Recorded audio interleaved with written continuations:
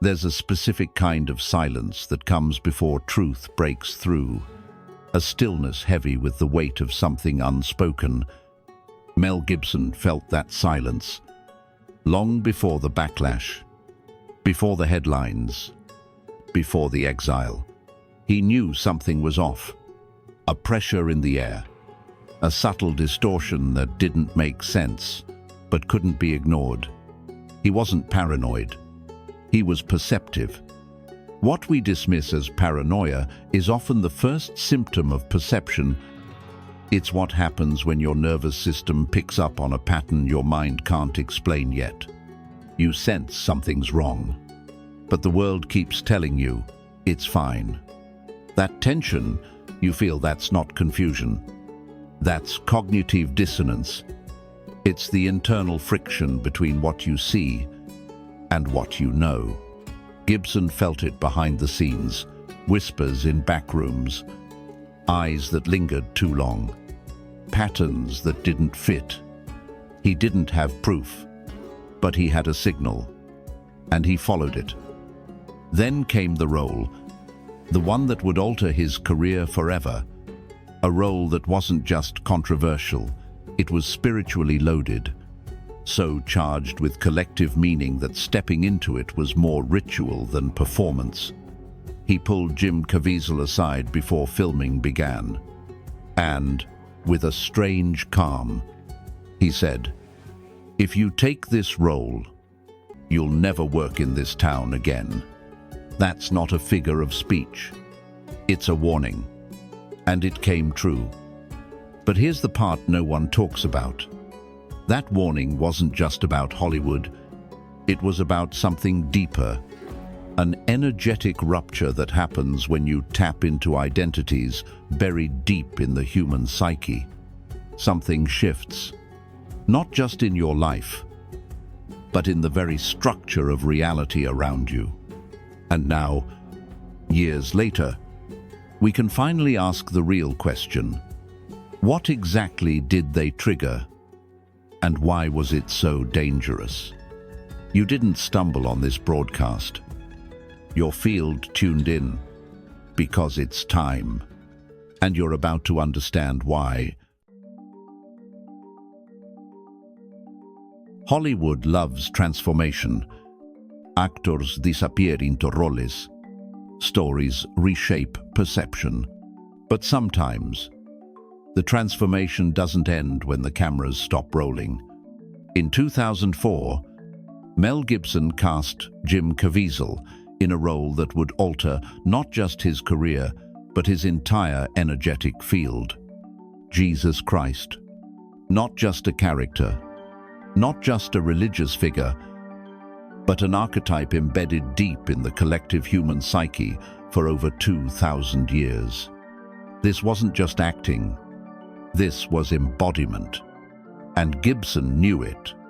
Before filming began, he pulled Caviezel aside. His words were calm, chilling. "If you take this role, you'll never work in this town again." That wasn't hyperbole. It was prophecy. Because what unfolded next defied logic. Caviezel was struck by lightning not once, but twice. His shoulder dislocated from the weight of the cross. He suffered hypothermia during the crucifixion scene. His heart stopped beating. The actor playing Judas was nearly killed in a freak accident. Crew members collapsed. People heard voices, felt unseen presences, sensed a weight pressing in on the set. This wasn't just bad luck. It was something else. A rupture, a shift in the field. And Mel Gibson, he knew it would happen because he understood something most people don't. When you step into an archetype that has been encoded into billions of minds, you don't just play the role. You activate it. The power of archetypal embodiment. Carl Jung called archetypes the primordial images, patterns of consciousness that shape every myth, every story, every society. And Jesus. He's not just a symbol, he is the central archetype of sacrifice, salvation, persecution, resurrection. To embody him is to awaken that entire field of energetic memory in yourself and in the world around you. This is what psychologists and energy researchers call archetypal resonance. When you attune your body, voice, expression to an image so powerful, your nervous system starts to carry the weight of it. You mirror centuries of emotional imprint.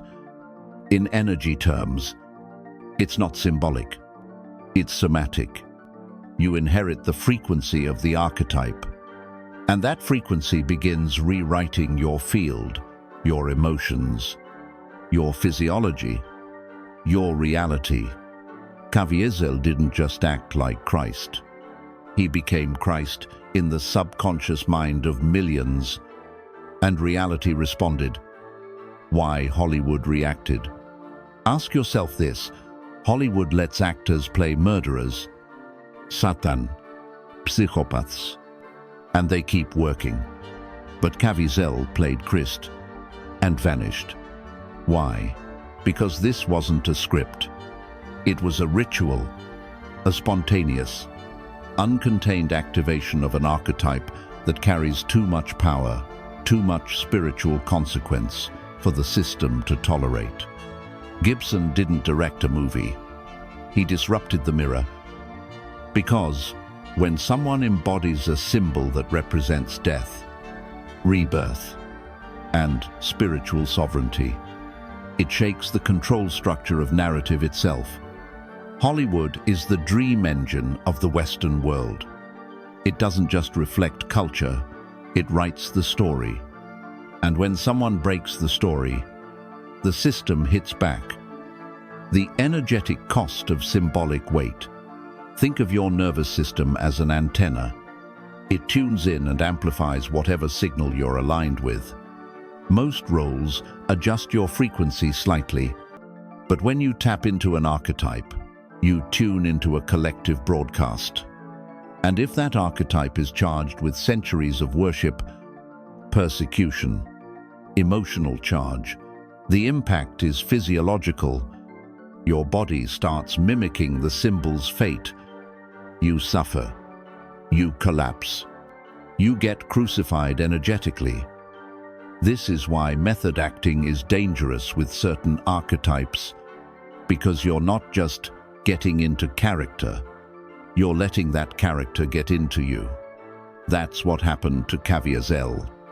His nervous system wasn't just imitating Christ, it was mirroring the trauma of that story, and that trauma doesn't stay on screen. It moves through the nervous system and out into reality. Suddenly, reality mirrors the myth, the forbidden mirror. But here's where it gets deeper. This isn't just about Caviezel or Gibson.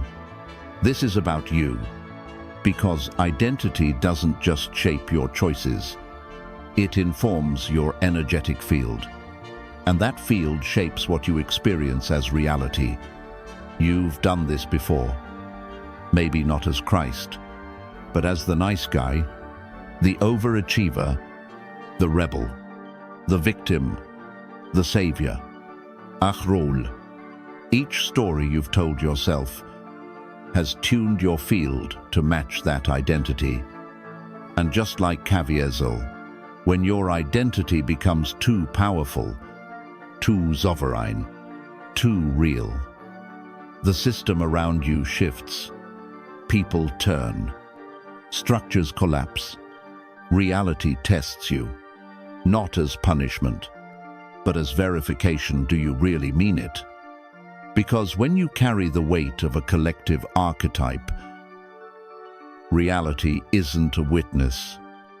It's a mirror etched with precision, not sympathy. Let's go deeper.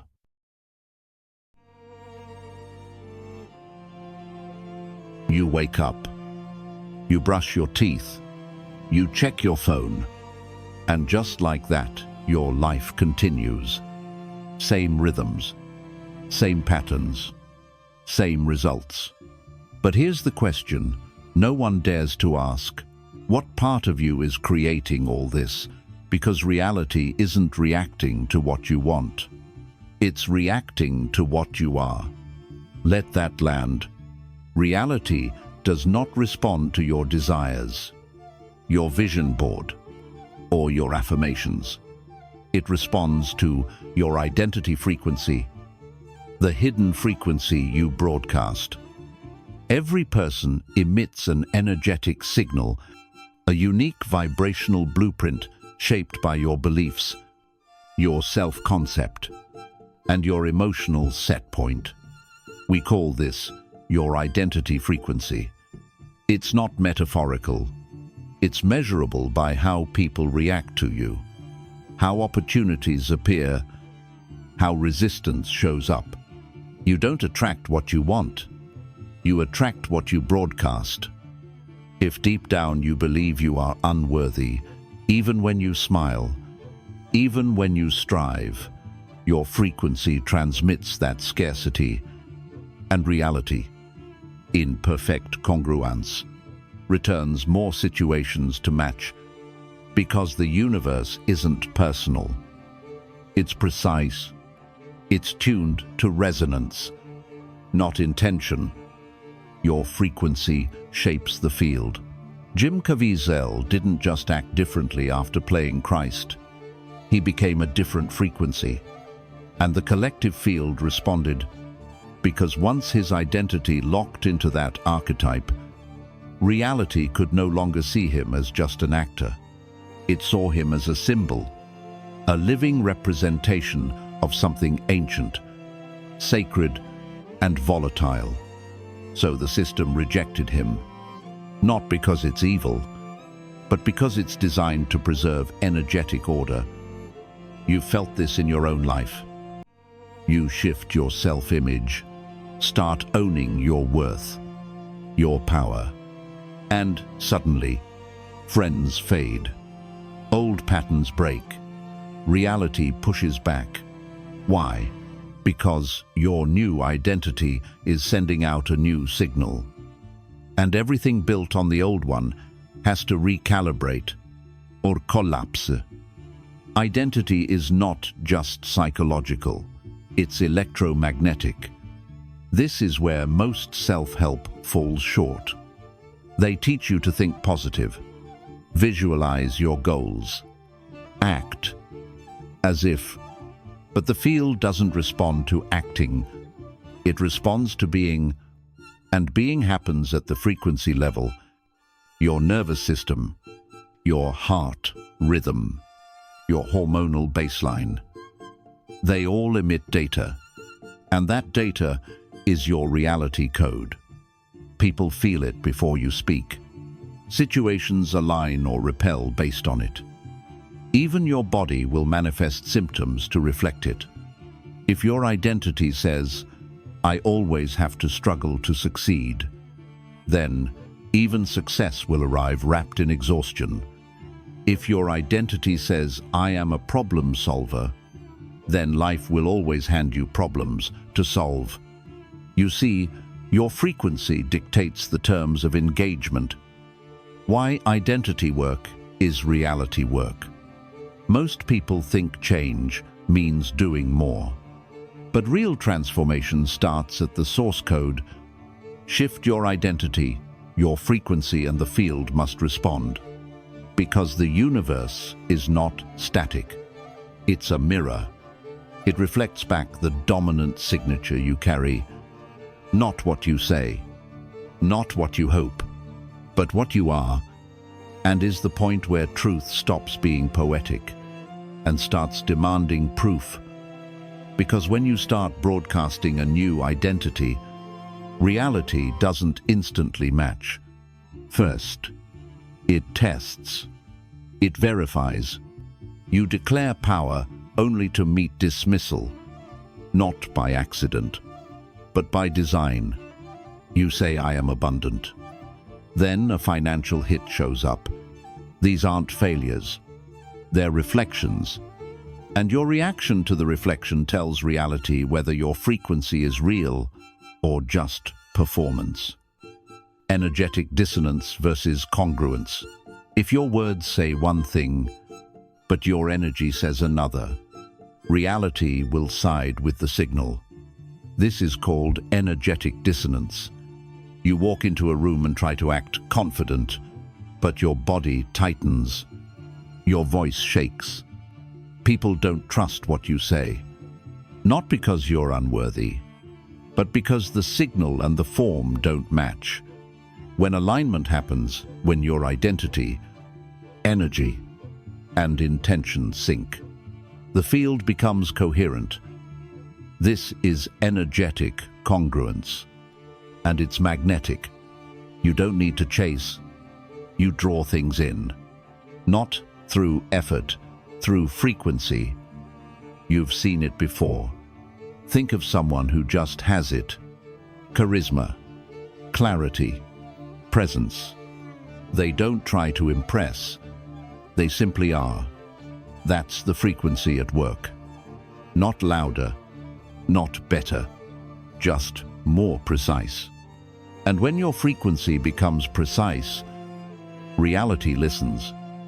So next time life doesn't respond the way you hoped, pause. Don't ask, what am I doing wrong? Ask, who am I being?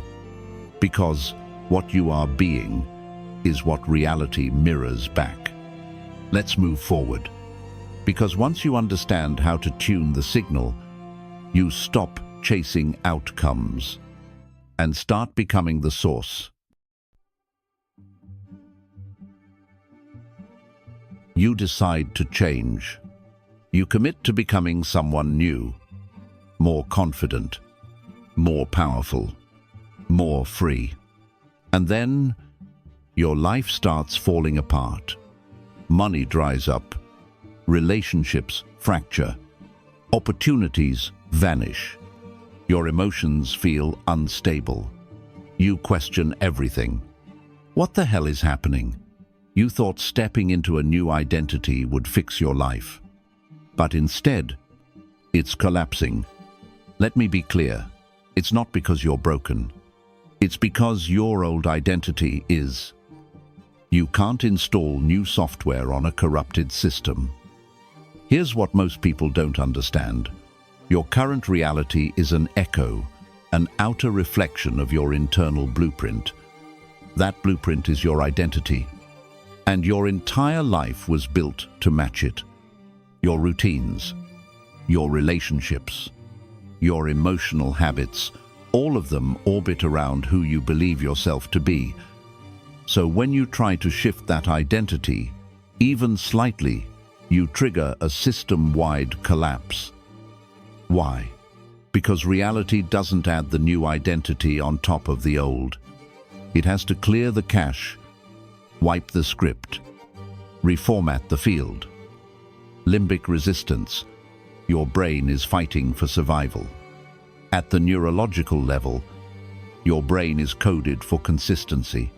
The limbic system, your emotional brain, doesn't care if you're happy. It cares if you're safe. And to the limbic brain, safe equals familiar. So the moment you begin operating from a new self-concept, your brain flags it as a threat. You start feeling anxious, confused, restless. You second-guess yourself. You sabotage your progress. This is not failure. This is limbic resistance. The old neural pathways built over years don't vanish quietly. They fight. They scream. They seduce you back into comfort. They say, let's just stay who we were. At least we knew what to expect. But you're not here for safety. You're here for truth. And truth requires breaking the illusion of who you thought you had to be. Neuro-emotional reorganization, chaos before clarity.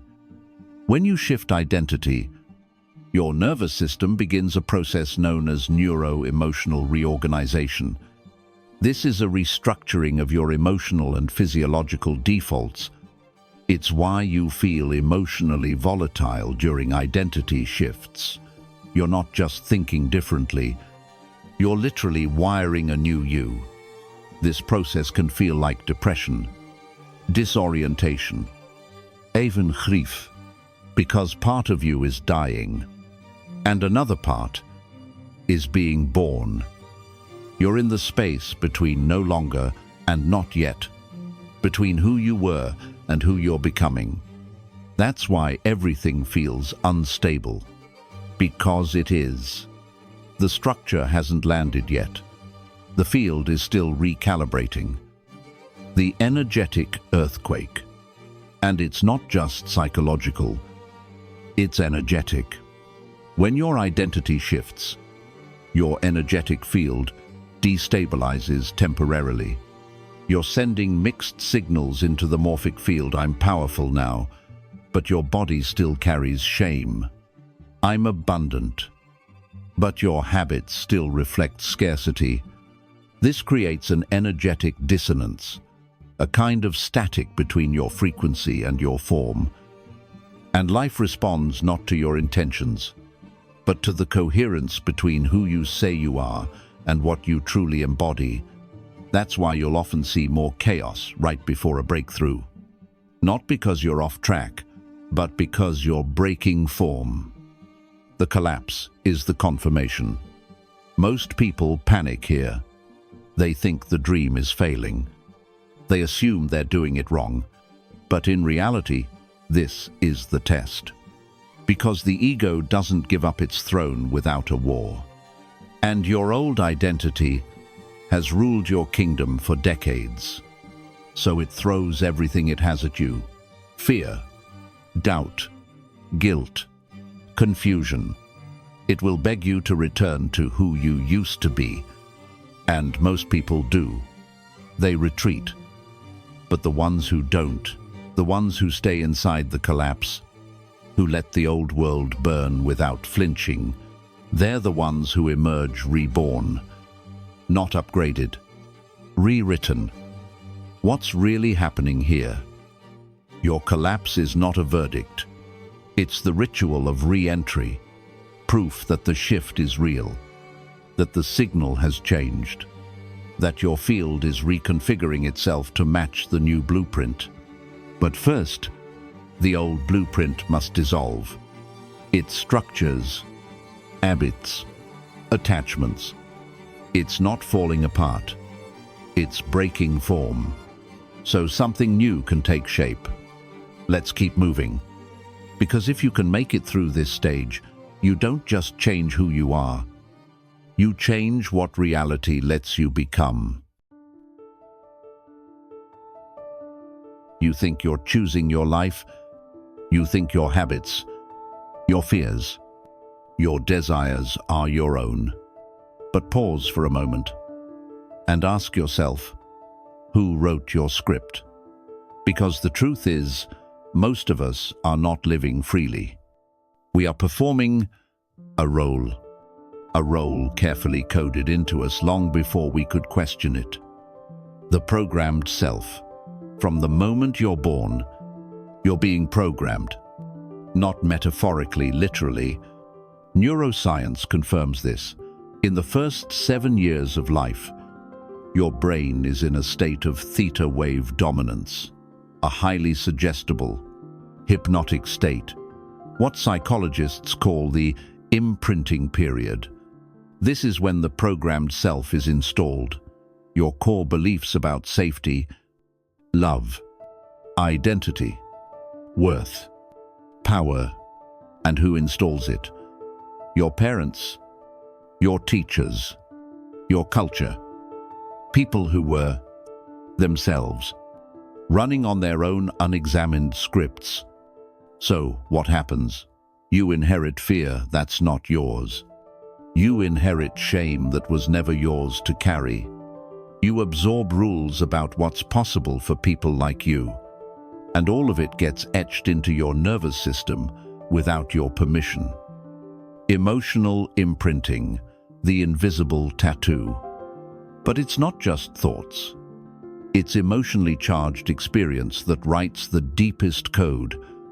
This is called emotional imprinting. When a child is punished for expressing anger, the nervous system tags that emotion as dangerous. When a parent withdraws affection during failure, the child learns that love is conditional. These moments form emotional tattoos, not just memories, but neurochemical blueprints for behavior, and they don't fade. They replay, over and over, not as memories, but as reflexes. Identity as a defensive pattern. So what you call personality is often just the armor you built to survive childhood. The overachiever, the people pleaser, the joker, the lone wolf. These aren't just quirks. They are strategies developed by a child to get love, avoid punishment, or feel safe. But here's the catch. The strategy works until it doesn't, because that armor, once protective, becomes the prison. It locks you in outdated behavior. It filters your choices, and it keeps pulling your life back into a loop, not because you're weak, but because your subconscious is still loyal to a script it didn't write. The illusion of free will. We think we have free will, but until you become aware of the script, your choices aren't truly yours. You're not afraid of taking risks. You're reenacting the fear your parents projected. You're not bad at relationships. You're playing out an emotional attachment style shaped at age 5. You're not lazy or undisciplined. You're resisting a path that doesn't match your internal sense of self-worth. And here's the shocking part. Your subconscious would rather be right than be free. If you believe I'm not enough, you'll unconsciously create situations to prove it. Not because you want pain, but because familiar pain feels safer than unfamiliar success. Society reinforces the script. It doesn't end in childhood. Society continues the programming. Through media, through school, through entertainment. You're taught what success looks like, what beauty means, what roles are acceptable. And the more you conform to the template, the more you're rewarded. This is what Carl Jung meant when he said, "The world will ask you who you are, and if you do not know, it will tell you." How the script controls reality. So now you're an adult, and life seems stuck. Same patterns, same frustrations, new goals, but old outcomes. Why? Because you're still acting from the same character sheet. And here's the core principle. Reality doesn't respond to what you want. It responds to who you are. And who you think you are is often just a script. Not your truth, not your essence, just conditioning. The awakening begins with awareness. So, how do you break the cycle? Not by hustling harder, not by faking positivity, but by disrupting the script. This starts with asking a terrifyingly powerful question. What if who I've been isn't who I truly am?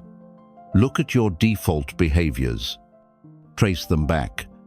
Ask, when did I start believing this? Who modeled this? What event imprinted it? This isn't just psychological journaling. This is source code level editing.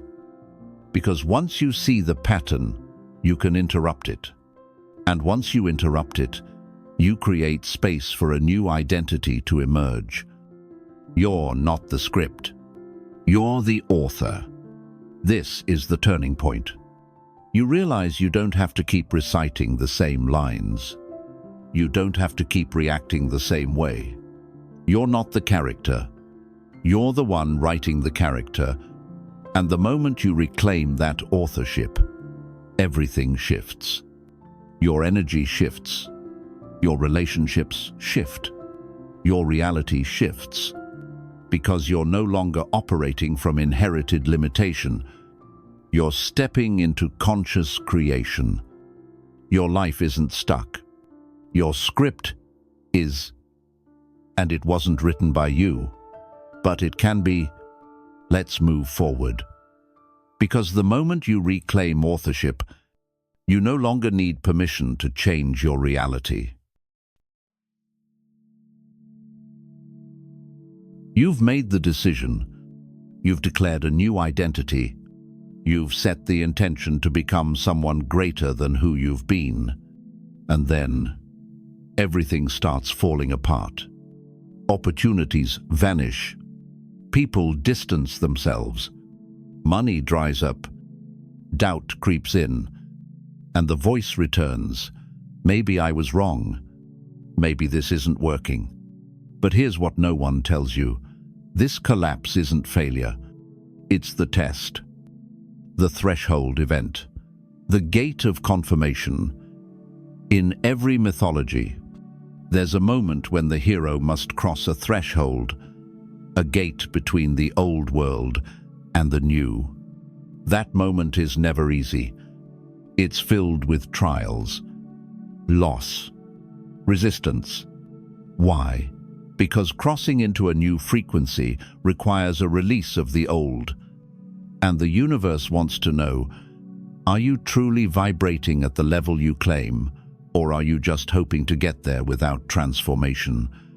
This is what we call the threshold event. It's not random. It's not a setback. It's reality applying pressure to measure resonance. Because while you can fake confidence, you can't fake frequency. The physics of frequency integrity. Let's get technical for a moment. In quantum systems, coherence determines structural integrity. If a frequency doesn't match the field it enters, it's rejected, destabilized, or reorganized.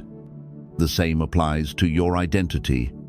When you shift into a new self-concept, I am abundant, I am powerful, I am sovereign, your frequency may shift, but the mirror delays, still showing echoes of the self you've outgrown. So, a tension is created.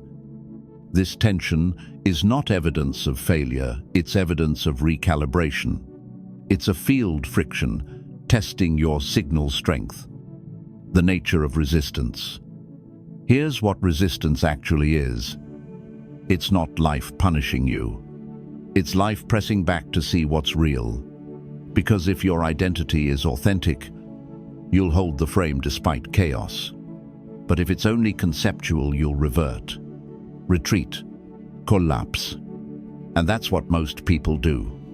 They say, I'm powerful. But when challenge comes, they default to fear. They say, I've changed. But one criticism sends them spiraling. That's not transformation. That's performance. And reality doesn't respond to performance. It responds to stability of signal. Why most people fail the test. Most people don't realize that identity shifting isn't linear. It's initiation. And like any sacred initiation, there's a trial by fire. You must prove not to others, but to the field itself, that your vibration holds under pressure. This is where the old identity screams for survival. It uses fear, scarcity, shame, anything to pull you back into its comfort zone. And if you don't understand this phase, you'll interpret the resistance as a sign to stop. But it's not a sign to stop, it's a gate. One that opens only when you refuse to abandon the new self. Holding the frame, the inner command. So what do you do when everything begins to fall apart? You hold the frame. This is a term used in psychology and energy work to describe maintaining internal congruence despite external chaos. It's not about pretending, it's about embodying. You breathe into the discomfort. You anchor deeper into the new identity. You respond from presence, not panic. Because the moment you hold still while the old reality dissolves, you signal to the field, this is not a phase. This is who I am now. And the universe takes note, not of your words, but of your energetic consistency. What the test really asks. The test isn't arbitrary. It's precise. It's asking, can your nervous system regulate at the new frequency? Will you keep choosing the new self when there's no evidence yet? Are you shifting for alignment or for reward? Because if you're only changing to get something, you're not changing. You're negotiating. And the field does not respond to negotiation. It responds to certainty. Collapse before coherence. One of the most misunderstood truths in identity transformation is this. Collapse precedes coherence. Before a new pattern can stabilize, the old pattern must unravel. That means old relationships may exit.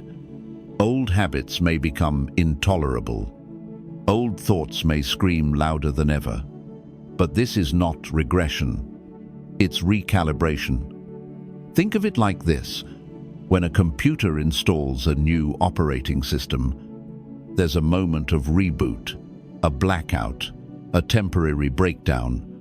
But on the other side is a new reality. The mirror holds no bias. Remember, reality is not judging you. It's mirroring you. So when things go wrong after you shift your identity, ask yourself, what frequency am I truly emitting? Am I acting from alignment or reacting from fear?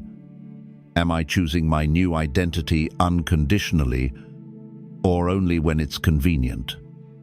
Because the test isn't punishment, it's confirmation. Are you truly who you say you are now?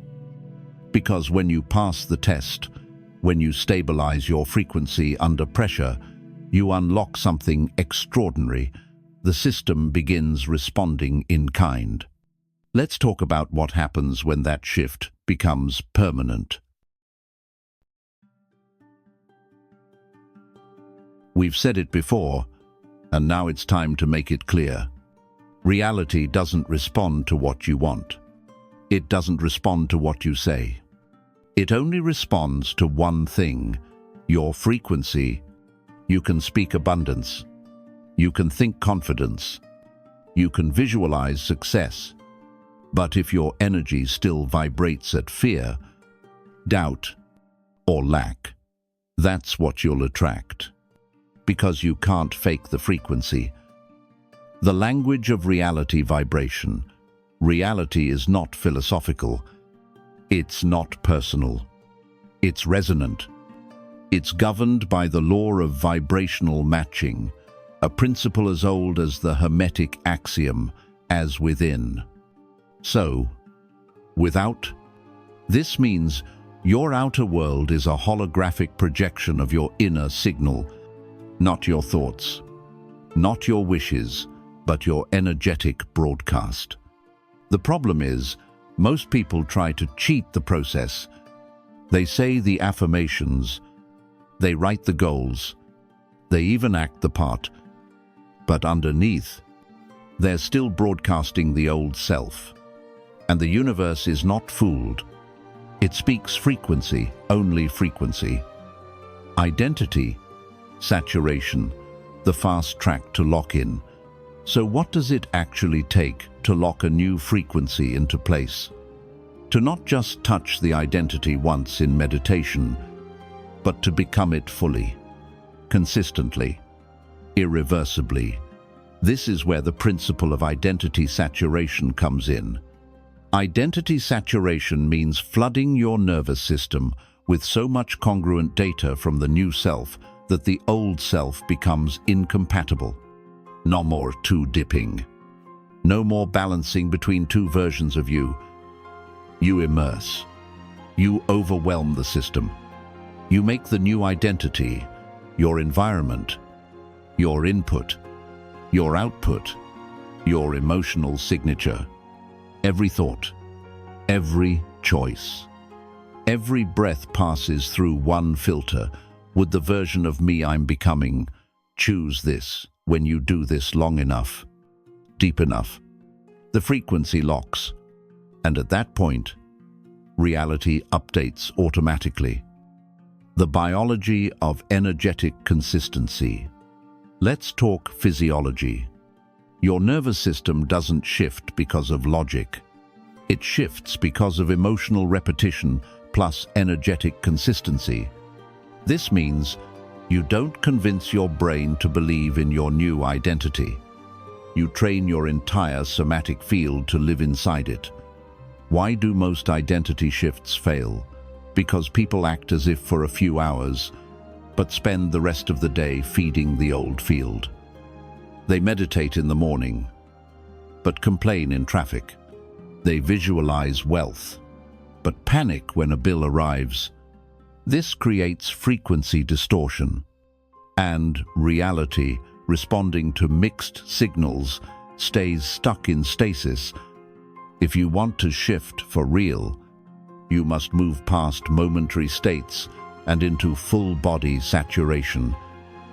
Eliminate the feedback loops of the past to truly lock a new frequency. You must also eliminate the reinforcing signals of the old identity. This means no more conversations about who you used to be. No more environments that drag you back. No more relationships that reinforce your previous narrative. The nervous system doesn't just learn from within, it learns from surrounding resonance. If you stay immersed in the same low-frequency feedback loops, no amount of journaling or affirmations will overwrite it. This is why most people relapse, not because they didn't believe, but because they didn't eliminate the echo chamber of the old self. The silent lock, when nothing happens yet now. Here's something advanced most people miss. When your new frequency is stabilizing, there is often a period of silence. Not chaos, not breakthroughs, just nothing. Why? Because the system is rebuilding alignment beneath the surface. It's scanning your signal for consistency, asking, will you stay in this frequency, even if reality hasn't caught up yet? This is the final test before lock, and this is where many break. They think, nothing's happening, I must be doing something wrong. But silence doesn't mean failure. It means preparation. And if you can remain in the new identity without external validation, reality has no choice but to match, from signal to structure.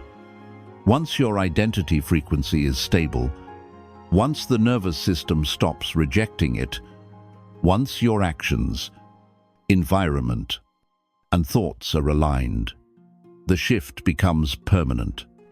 Reality locks in around the new you. Synchronicities increase. Resistance fades. Opportunities begin to match who you've become. It's not magic. It's mechanics. Frequency precedes form. Form follows field. You didn't change reality by force.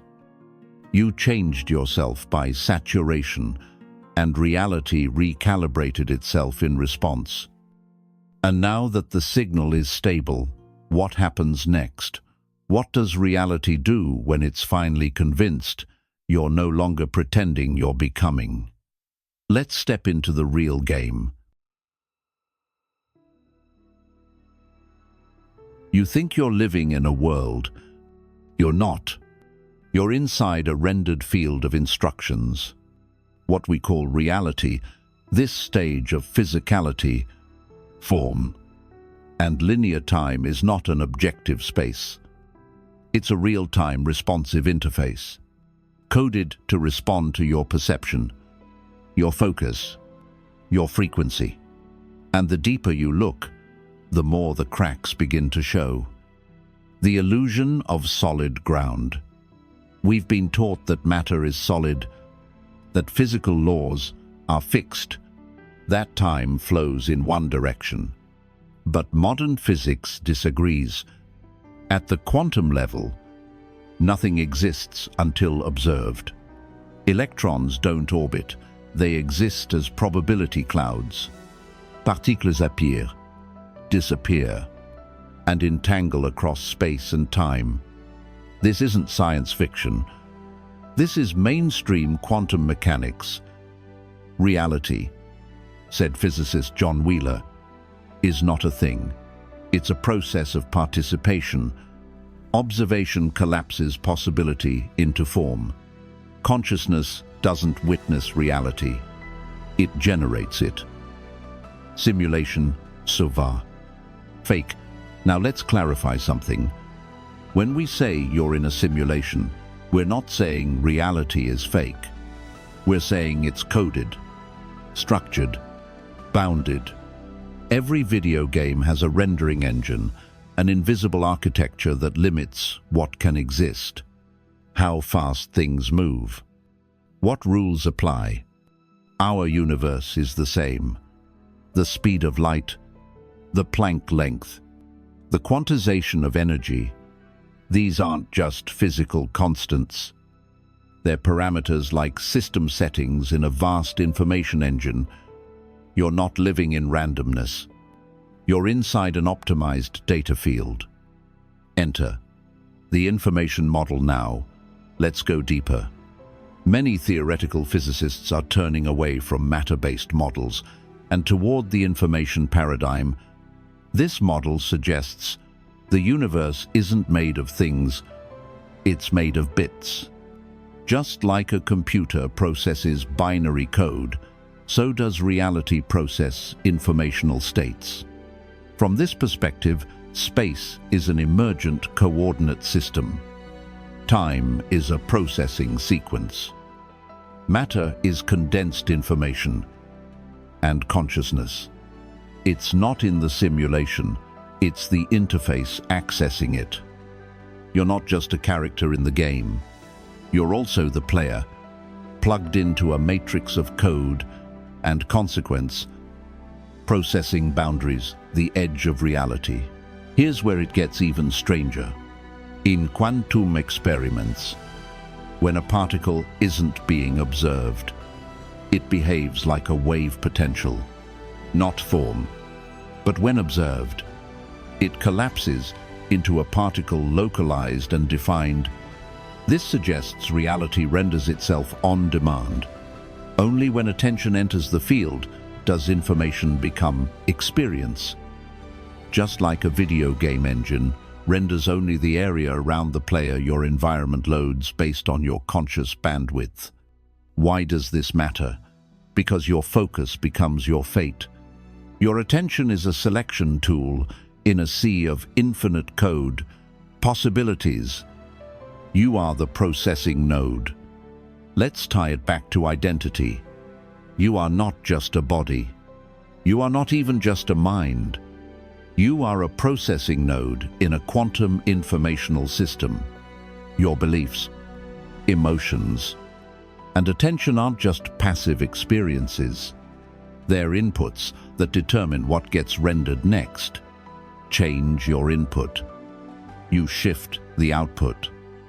This is why two people can live in the same city, work in the same building, experience the same events, and yet walk away with completely different realities. Because they're not living in the same frequency field. Their nodes are processing different instructions.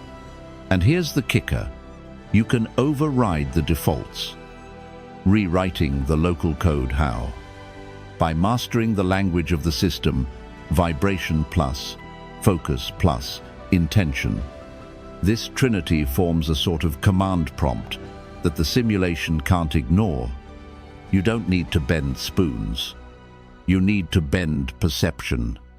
Because when you change your interpretation, you change the code. You're agreeing to process reality isn't built from stone. It's built from permissions. Most people are stuck in default, rendering loops, replaying code they didn't write. In systems they never questioned. Processing beliefs they never chose.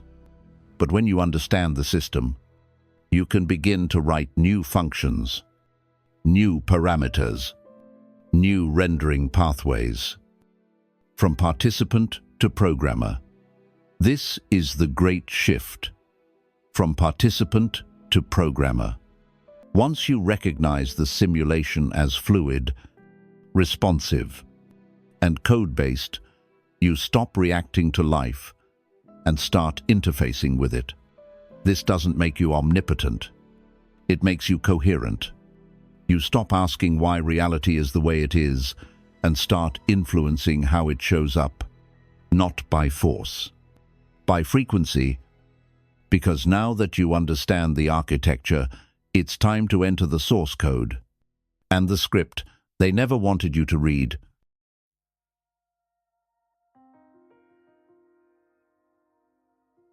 You've seen it. The same numbers appearing on clocks, receipts, license plates. 11, 222, 333. You shock at first. Call it coincidence. But it keeps happening. Patterns repeat. People you were just thinking about suddenly appear. You dream of something then. It shows up in waking life. This isn't superstition. It's not delusion. It's a system response. You are beginning to see the code. Most people never do. Why? Because they're not paying attention. Their minds are locked in surface mode, reactive, distracted, scrolling endlessly. But when you begin to notice patterns, reality starts to shift. You weren't meant to see the code by accident. You had to tune to it. What you're seeing is a crack in the rendering engine, the simulation revealing itself. When an NPC walks by, they don't notice the glitch. But you're not fully asleep anymore. Glitches, what happens when the code lags. A glitch is not a mistake. It's a misalignment between your subconscious field and the rendered field of the system. The déjà vu you felt. It wasn't familiarity. It was your perception skipping forward in the timeline, catching up to an event your subconscious already predicted. Ever felt like time slowed down before an accident? That's not adrenaline. That's perception acceleration. Your nervous system peaks beyond the processing threshold to prevent disaster. These aren't just stories. They are real signals from the underlying information layer of our world. Repeating numbers. The system's pings. Repeating numbers aren't random. They're packets of attention calibration. Think of them like a wake-up ping in the simulation. The system can't talk to you directly, but it can align perception to pull your attention inward. 11 appears when your thoughts are syncing with higher coherence. 333. When you're being nudged to align decision with energy. You're not meant to understand these codes logically. You're meant to feel their resonance. Numbers speak to your subconscious, not your conscious narrative. They're vibrational glyphs. Synchronicity, consciousness, folding in on itself. What you call coincidence is actually symmetry. A feedback loop between your internal field and the rendered world. Carl Jung called it synchronicity, but he missed a deeper truth. It's not the event that matters, it's the observer effect. The more consciously you engage with life, the more life bends toward your intention. Synchronicity is not a gift. It's a measurement. It shows how coherent your inner and outer fields have become. Conscious field modulation. The hidden mechanism. Here's where it gets real. What you focus on doesn't just grow, it shapes the way the system renders your world. This is conscious field modulation. Your awareness acts like a tuning fork. Whatever you give your full attention to with presence, not obsession, begins to harmonize your external field. This is why some people always get lucky. Their signal is clean, consistent. They've saturated their identity with a coherent frequency, and now reality can't help but reflect it. But the opposite is also true. If your internal field is scattered, resentful here, afraid there, ashamed, deep down, the code scrambles, synchronicity collapses. Reality appears chaotic, hostile, random, not because it is, but because you're modulating noise, not signal. Attention as an act of creation. Let's be clear. Attention is not passive. It's a directive.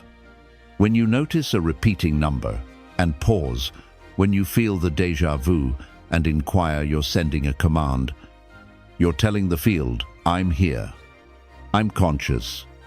And in that moment, the system replies, not with words, with shifts, tiny realignments. People reach out. Obstacles dissolvent. New possibilities emerge. It's not magic, it's modulation. The code is living, not static. This system isn't a fixed simulation. It's an adaptive mirror. The more self-aware you become, the more interactive it becomes. You become a conscious coder inside a responsive framework. You're not just reacting to the code anymore, you're bending it through frequency. But here's the kicker. You can't fake coherence. No affirmation, no visualization, no ritual will override a chaotic inner field. You must feel it. You must embody the frequency, not just declare it.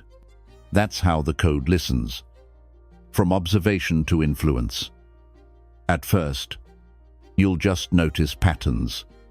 It'll feel random, but then it escalates. You'll say something, and it shows up. You'll think of someone, and they appear. You'll feel a shift, and suddenly the day changes. Trajectory. That's when you know you're not just seeing the code. You're starting to write it. This is the transition from passive dreamer to lucid creator, not by willpower, but by coherence. Your signal is your destiny. The most important truth I can give you is this: reality doesn't respond to your desires. It responds to your dominant signal. And your signal is not what you think, it's what you are. If you want to change the game, you have to change your broadcast. Not by pushing harder, but by aligning deeper. Clean the static. Close the loops. Stop splitting your focus between who you want to be and who you still believe you are. Signal purity is the path. The system isn't hiding. Everyone says, if the simulation is real, why doesn't it tell us? But it does. It whispers through repetition. It signals through synchronicity. It adjusts its frame every time you become fully present. The system isn't hiding from you. It's waiting for you to see. And when you do, when you truly see with clarity, everything starts shifting. Not because the world changed, but because you did. Closing the hidden code is your invitation. This is your invitation. Not just to watch for patterns, but to respond to them. Next time you see the number, feel the glitch. Catch the sync. Pause. Observe. Engage. Because the deeper truth is this: the code has always been trying to find you, but it can only meet you at the level you meet yourself. The glitch is not the problem. It's the opening. Walk through it. The system doesn't hide from you. It responds to your level of perception. You thought waking up would feel like victory, clarity, power, liberation. And in many ways, it is. But nobody tells you about the cost. Nobody tells you that when you finally start seeing the truth, you start losing everything that was built on the lie. Friends, family, status, your old sense of self, gone. Or worse, alien. Because awakening doesn't just change how you see the world, it changes how the world sees you. The loss that feels personal. But isn't you try to explain what you're seeing? You try to tell those around you what's unfolding. But they don't understand. They pull away. They call you paranoid, negative, too deep. It's not their fault. They're still inside the construct. And you've broken the illusion's spell. Now you're uncomfortable to be around because you represent something dangerous, the possibility that they, too, are asleep. So they protect their reality. And you lose your place in it. Existential dissonance when the ground beneath you shifts. The pain you feel isn't just emotional, it's existential. It's existential dissonance. The destabilizing ache of realizing the foundation you've built your life on was never solid to begin with. You look at your career, your relationships, your routines, and none of it feels real anymore. It's like walking through a movie set and realizing the walls are made of cardboard. It's disorientation on a soul level. And here's the cruel paradox. Even as the old reality crumbles, the new one hasn't fully stabilized. So you're floating, rootless, between worlds. This is the void, and it's the price of perception, egoic withdrawal, the detox no one warned you about. The ego doesn't die quietly. It claws, it screams, it bargains for relevance. You may experience what I call egoic withdrawal symptoms, a psychological detox from everything you used to believe yourself to be. You'll feel waves of anxiety, grief for your old identity, terror at the loss of certainty, even physiological effects, fatigue, insomnia, emotional numbness. It's not because you're doing something wrong.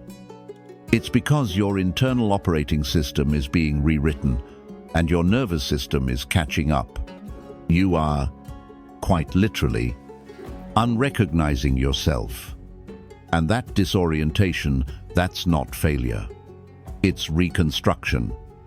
Why awakening feels like isolation. You'll try to connect, but conversations will feel shallow. Movies will seem scripted. Small talk. Torture. You'll long for depth, but find that most people are still speaking in the language of programming. You don't belong where you once did, and you haven't found your tribe yet. This is the isolation of awakening, but it's not loneliness. It's spiritual shedding. You're not meant to carry every connection forward. Some were tethered to the version of you that no longer exists. The myth of high vibration bliss. There's a dangerous idea floating around spiritual communities that waking up means you're supposed to be blissed out. Positive. Always high vibe. That's fantasy. Real awakening is messy, unforgiving. It exposes everything you tried to outrun. It's not love and light at first. It's shadows and silence. It's collapsing on the floor, wondering who you are while everything you once clung to disintegrates. This isn't darkness. It's integration. You're not broken. You're just finally facing what the illusion was protecting you from. Why most people retreat. This is the moment most people fold. They mistake the pain for a wrong turn. They think waking up should feel better than this. So they go back to sleep. They rebuild the old personality. They numb out, reintegrate into the dream. Not because they're weak, but because the simulation rewards forgetting, comfort, acceptance, stability. The matrix always takes you back. New questions asked, but those who stay awake change everything. The few who hold the frame, who keep walking through the fog, they discover something deeper. Authenticity, clarity, an internal compass that no longer needs external validation. You stop needing permission. You stop needing approval. You start living from alignment. And eventually, the pain subsides. Because it wasn't punishment, it was purging. The cost of awakening is high, but so is the cost of staying asleep. You lose your soul, one compromise at a time. You trade truth for convenience, freedom for conformity, and before you know it, you're a stranger to your own life. The hidden gift in the grief. Here's what no one tells you: grieving your old self is sacred. It means you're shedding what was never fully you. Every tear is a goodbye to who you were taught to be. And every moment of despair is a crack, a new opening for light to enter. Your emotions are not obstacles. They are indicators. They mean you're alive again. Not pacified. Not automated. Alive. You were never supposed to fit in. The world taught you that awakening would make you more lovable, more enlightened, more successful. But the truth, it often makes you misunderstood, because awakening doesn't make you easier to digest. It makes you harder to manipulate. You begin to speak a different language, one of vibration, awareness, sovereignty, and those still inside the matrix won't always want to hear it. But that's okay, because you didn't wake up to fit in. You woke up to become real.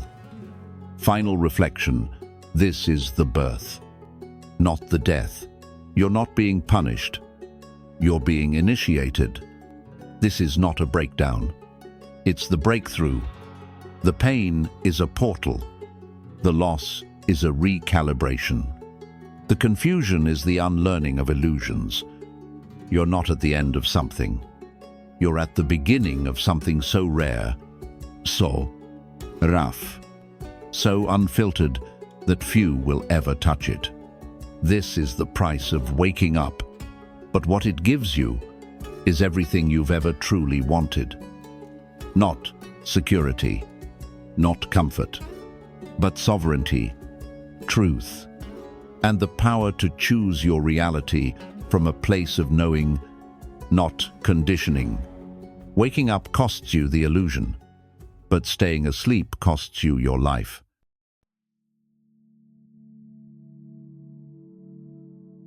At some point in your awakening journey, the simulation stops pretending. It becomes less like a backdrop and more like a mirror with cracks you can't unsee. You notice it in the repetition, the same conversations, the same emotional loops, the same self-justifying rationalizations dressed as who you are. And then comes the voice, no longer whispering from the background, but echoing in every cell of your body. This isn't who you really are. With that voice comes the moment of truth, a threshold, a line in consciousness, to remain in the scripted comfort of the known, or to step through the door and end the loop for good. This isn't poetic flair. This is spiritual code executing now, a call with energetic finality Because once you make this decision, there is no return. The role is ending, but you're still acting. You've outgrown the character. The mask doesn't fit anymore. What once felt natural now feels performative. What once excited you now rings hollow. But the curtain stays up, not for meaning, but for momentum. You still smile when you don't mean it. Still nod in meetings you don't believe in. Still play the provider, the genius, the rebel, the loyal one, not because it's who you are, but because you're afraid to stop. Why? Because the ego fears one thing more than death irrelevance. It would rather keep you active than authentic. It clings to identity like a survival suit, even when the oxygen's gone and the simulation. It feeds off that inertia, because as long as you're playing a role, you're still part of the script. The exit isn't dramatic, it's precise. Leaving the simulation doesn't mean quitting your job, cutting ties with everyone, or vanishing into the woods. It means something more radical, exiting the psychic contract that keeps you loyal to an identity you didn't consciously choose. You're not rejecting life. You're revoking unconscious authorship and writing from awake ink. And for that, you don't need to run. You need a ritual. Introducing the exit protocol, a quiet rebellion. Set aside one sacred moment. No phone, no noise, no obligation. Just you and you. Breathe, not to survive, but to remember.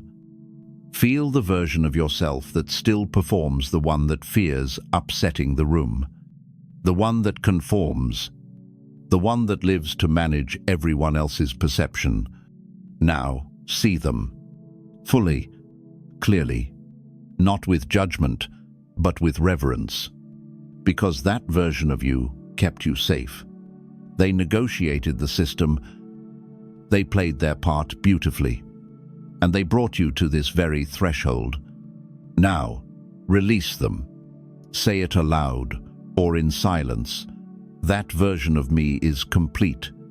I no longer carry that identity. This isn't affirmation. This is energetic closure. Not hope, not desire, but finality. Sealing the exit, collapse, the loop. After this moment, you may feel strange, lighter, uncertain, like stepping off a stage after a lifetime performance. Good. That means it worked. A loop collapsed. An energetic circuit ended. The echo faded. But remember, initiation doesn't end with insight. It tests integration. Triggers will appear. People will act as if you haven't changed. Patterns will try to resume their performance. Do not rejoin the scene. You are not here to rehearse the old trauma. You are not here to re-edit the narrative. You are here to walk past it unhooked. And every time you do, every time you hold your new frame, you reinforce the frequency of the shift. The exit isn't one choice. It's a repeated decision. Exit doesn't mean escape, it means authorship. You are not running from reality. You are stepping into command. No longer the actor, but the director. You decide the roles you play, the scripts you accept, the frame you carry. And when your identity becomes a conscious creation, not a default reaction, reality has no choice but to rearrange. Because once you exit the old loop, once you end the unconscious identity contract, the simulation begins to dissolve. Not because you overpowered it, but because you no longer supply the code. You were never the script. Here's what they never told you. You were never the pain, never the failure, never the survival story. You were always the field through which those events moved. You are not the content, you are the container. And when you remember that, there's nothing left to defend. No mask to wear, no pattern to protect. Just presence, just clarity, just authorship. Final framing. The final step. Don't demand recognition. Radiate coherence and let reality recalibrate around you. Act. Speak. Decide as if the shift already happened, because on the deepest level of being it has. You don't need applause. You don't need agreement. You don't need anyone else to get it. You need stillness. You need certainty. You need clarity. Clarity is not the absence of noise. It's the stability of signal through it. And the moment you stop returning to the old identity, that's when the shift finalizes. So here you are, on the other side of something you didn't even know needed breaking. A veil has been lifted, not because someone gave you permission, but because you remembered to look deeper. The truth isn't new. It was just buried beneath noise, programming, and habit. And now, you feel the shift, not just mentally, but somatically, in your nervous system, in your field. Your cognition hasn't just shifted, it's been recalibrated, and there's no reverse function. Don't let the shift collapse. But here's the part most people miss. They have an awakening, but don't anchor it. They feel the expansion, but slip back into the script. Why? Because integration is a skill, and every new identity demands maintenance.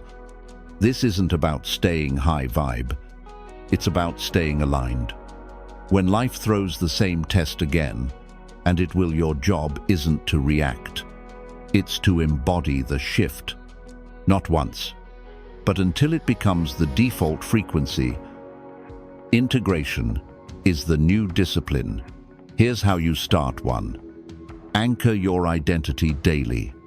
Every morning, revisit your choice. Who are you today? What version of you is waking up? Use breath. Use movement. Use a ritual. But don't let it be unconscious. Audit your environment. What still echoes the old self? What pulls you back into outdated frequency? Clean it up. Unfollow. Unsubscribe. Reframe. Move. As if it's already true. Don't wait for results to believe. Let your behavior become the evidence. Because reality doesn't change first. You do. You are now the signal. And here's the wild part. You're not just changing your life. You've become a broadcast. Every action, every choice, every energetic alignment ripples through the field. Others will feel it. Some will be triggered. Others will be magnetized. But none of them will leave unaffected. You've become a node of disruption, a crack in the simulation. And that's exactly what you came here to be. Call to action, not for the algorithm, but for the field. If this landed, don't just lock it in. If you've felt the signal stabilize, type it once. Signal stabilized. That's not for the algorithm. It's for the field. Declare it. Anchor it. Broadcast it. Share this video with someone who's glitching. Someone who feels the walls of the simulation closing in, but hasn't found the exit sign yet. And if this message burned through the noise, then subscribe. Not for the updates, but to stay tuned to the frequency that woke you up. This isn't just a channel, it's a current, and we're just getting started. This isn't just a video, it's a broadcast from the edge of reality, And you've just received the signal.